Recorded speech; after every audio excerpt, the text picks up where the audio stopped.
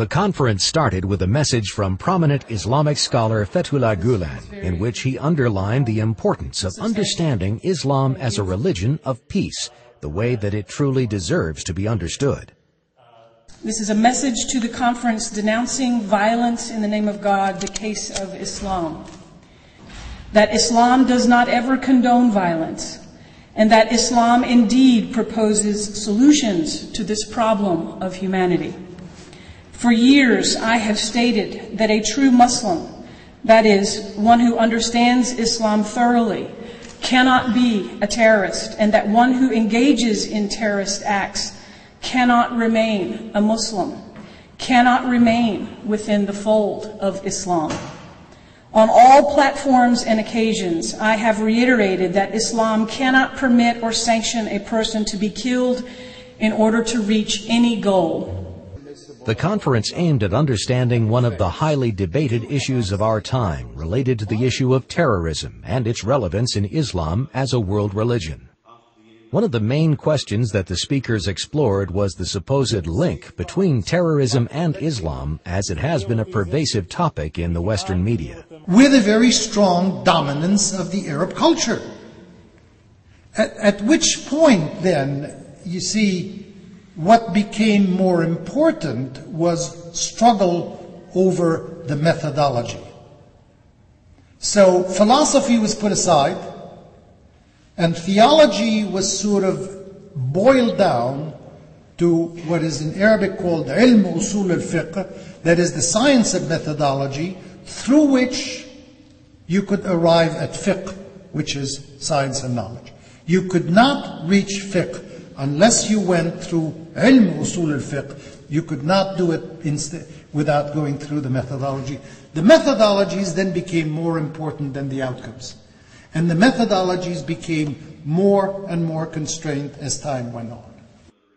On the issue of enmity between major religions in the world, the speakers noted that fundamental issues of conflicts are not related to religions themselves, but rather related to the political and economic agenda of individuals and leaders, often portrayed as part of a religious agenda to provide mass support for their causes. The speakers urged avoiding the mistake of generalizing when it comes to understanding religions with individual events, as this might lead to fundamental misunderstanding.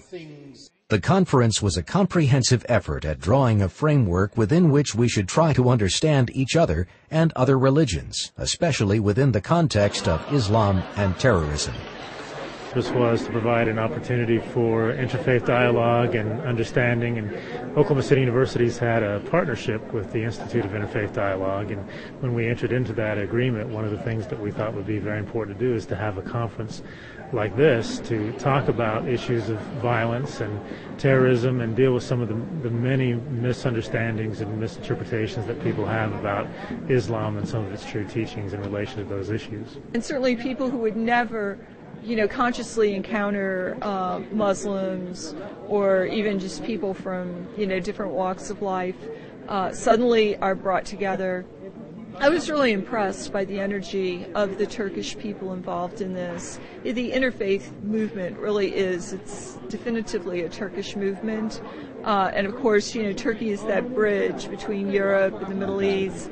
And even though it seems self-conscious, when I moved to Texas, I was really delighted to meet the people. I'd gone to Turkey on my own the summer before, and when I arrived in Texas, I was really surprised to meet so many Turkish people, who were so active in trying to create a better atmosphere, a deeper understanding of Islam. Well, I've enjoyed it very, very much. I find that having a number of different opinions has been very, very helpful. People are being very straightforward and honest.